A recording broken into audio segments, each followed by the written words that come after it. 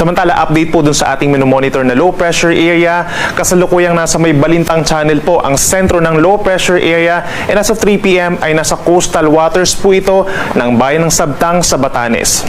Meron po tayong medium chance. So, ibig sabihin po, after 24 hours pa, mataas ang chance na ito yung maging isang tropical depression or mahinang bagyo.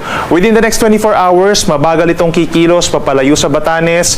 Dito pa rin po sa may northern portion ng West Philippine Sea. And then over the weekend, bahagyang aakyat ito pa northeast or pahilagang silangan hanggang sa makatungo po dito sa may silangan ng Taiwan. At inaasahang over this weekend hanggang early next week po ay mabagal na kikilos ito doon sa may corner po, sa may upper portion po ng Philippine Area of Responsibility. So, ibig sabihin, sa mga susunod na araw, habang nandito sa may hilaga pa rin ng low pressure area or potential na tropical depression, mag-e-enhance pa rin ito or magtutulak pa rin po, maghihila pa rin po ng hanging habagat or southwest monsoon sa malaking bahagi ng bansa, lalo na dito sa may Luzon and western Visayas. Para naman sa susunod na 12 oras, pinakamataas ang tsansa ng ulan dito pa rin po sa may extreme northern Luzon dahil doon sa low pressure area, kabilang ng Cagayan, dito rin po sa may Apayao, Batanes, Ilocos Norte, Kalinga, and Abra.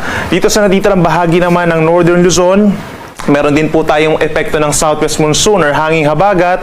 Meron diyang mga paminsan-minsang malalakas na ulan. Habang kitang-kita dito sa ating latest satellite animation, yung pinakamalalakas po na ulan somewhere dito sa may western side facing the West Philippine Sea. Itong mga probinsya po ng Pangasinan, Zambales, Bataan, magi dito po sa may Tarlac, Pampanga, Bulacan, Metro Manila, pababa pa ng Laguna, Cavite, Batangas hanggang sa may Occidental Mindoro. Occasional rains po overnight or paminsan-minsan pa rin malalakas ang mga pag-ulan.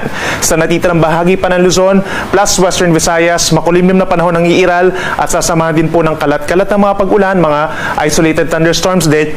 At dito naman po sa natitirang bahagi pa ng Visayas plus malaking bahagi ng Mindanao, bahagyang maulap at minsang maulap ang kalangitan sa susunod na 12 oras na may tsansa pa rin ng mga saglitang ulan at mga localized thunderstorms.